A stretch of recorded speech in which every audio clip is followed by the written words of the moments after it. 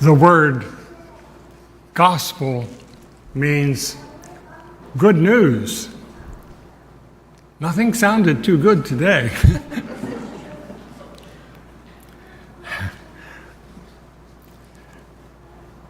St. Luke's gospel, let me tell you, was written 90 years after the resurrection of Jesus.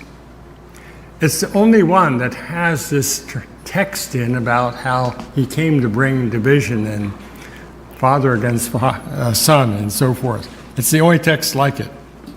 Now, I doubt Jesus actually said that.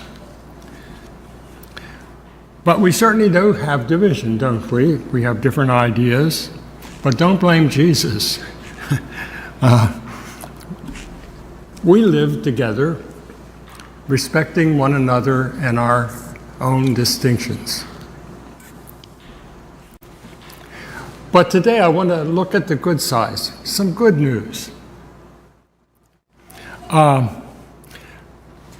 start with, we have a fantastic medical center at Milton Hershey, Penn State, right here, and two other groups that are trying to get our business as well. Yesterday afternoon at lunchtime, Peg and I get one meal a day at Harmony of Hershey, and we largely eat with the same group of people, and we've known them for 4 years now. So we're sitting there waiting to place our order when one of our friends goes, he starts screaming in pain. I fish out my smartphone and dial 911.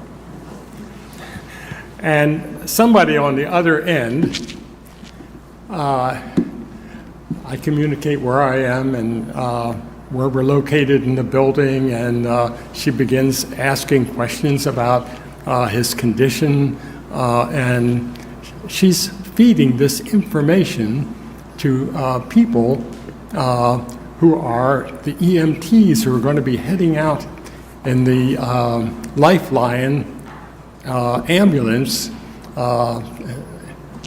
And meanwhile, we're sitting at the table as he continued to be in terrible pain. The team came there and they were able to give him something to get calm again.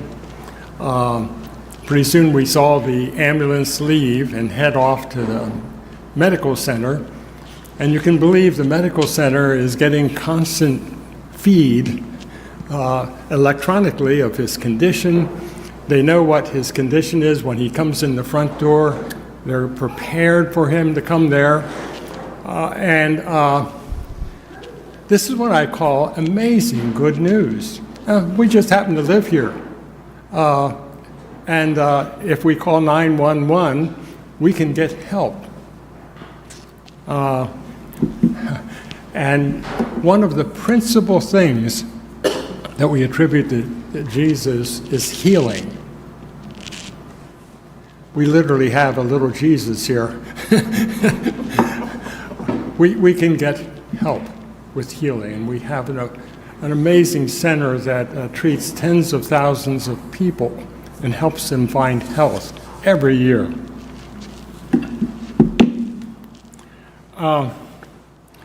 I look around Hershey, looking at good news.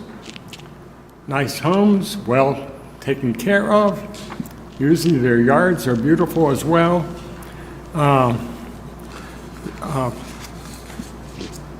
People are well clothed, well fed. 100 years ago, the very wealthy of our nation, like the Rockefellers, the Vanderbilts, J.P. Morgan, they didn't have refrigeration. They didn't have air conditioning. They didn't have an interstate highway, and the cars they had were one big problem after another. Autos and horses had a terrible accident rate. Yes, horses did too. People died. And we take the modern age for granted, like, you know, oh, there's this that's wrong and that's wrong. And, but just look what amazing things that are available to us today. And not only do the wealthy have these kind of things, but so do the poor. Somebody made a quip that we're the first society in which those who are very poor are overweight, along with many others. 20 years ago, in Fort Lauderdale, I went to the hospital to visit a friend. He's sitting up in bed and he said, he's reading the paper. He said, do you know, did you see what it says on page 5 of the New York Times? I've never, at that time, read the New York Times in my life. Today, we're inundated with news. Whether it's TV or the internet or newspapers, we all know that bad news sells. And boy, we're selling. We start our day with a bath of bad news, I'm afraid. At least I do. I've skimmed through all sorts of things. But since the end of World War II, we have lived in the most peaceful era in the history of Earth. Yes, I know there have been some things, but unless you studied the history of violence, man, our world was one violent place that happened over and over again in the past. We have been enjoying a very amazing period of time. And then there's aviation. My goodness. You wonder how many people died trying to sail from Europe to America or back, or gold ships coming from South America sunk off Florida. We have an area called the Gold Coast where people find gold.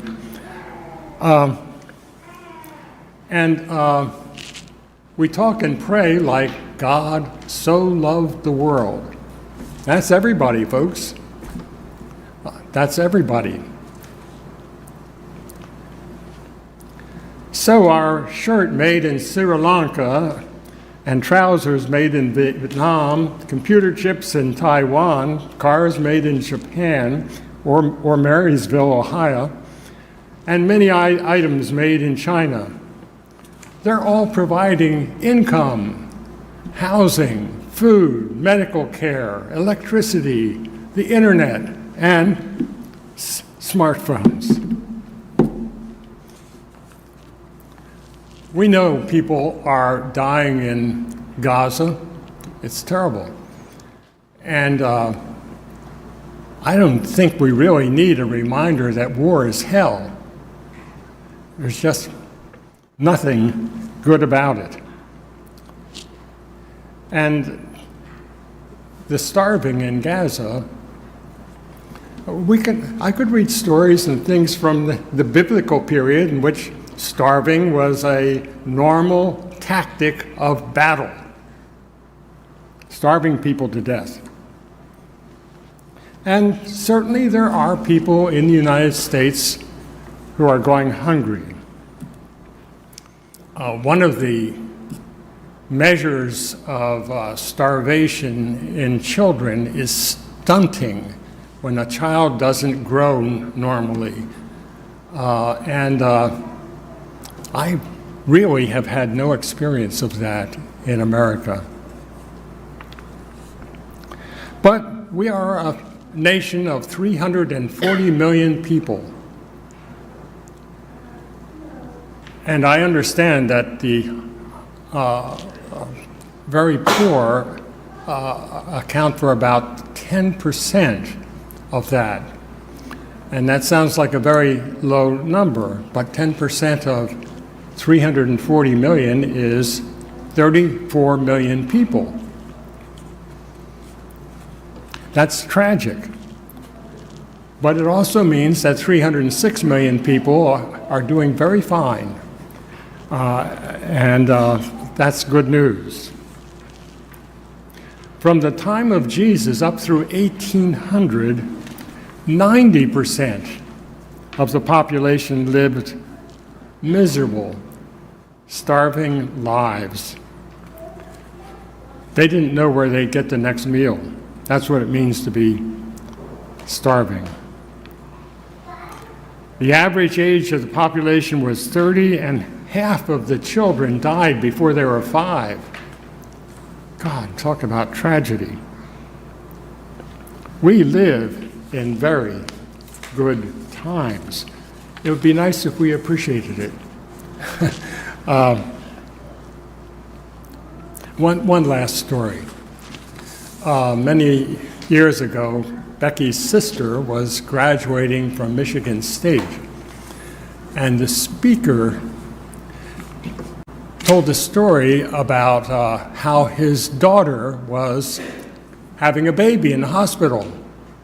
So the family, brothers and sisters and people visiting and bringing gifts to the mother in the bed. In the bed next to her was quite a young woman who also had a baby, and there was nobody there. She was not married.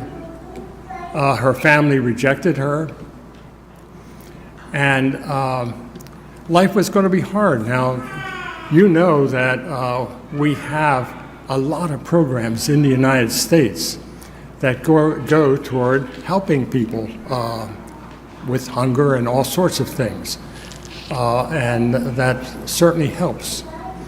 What we don't know is how things like alcoholism, drug abuse enter into the picture, where people buy drugs instead of food, and people are starving, not because we haven't tried to feed them, they're starving because they're buying other stuff. Worldwide today, we have never been so well. Today, the average age of the world population is 73. That speaks of widely available food and medical care. Jesus would cheer the Hershey Penn State Medical Center. There is certainly a lot we could find wrong with what is going on in the world. I don't need to remind you. But how about taking some time to give thanks and reflect on how much is really going well in this world? Thank you.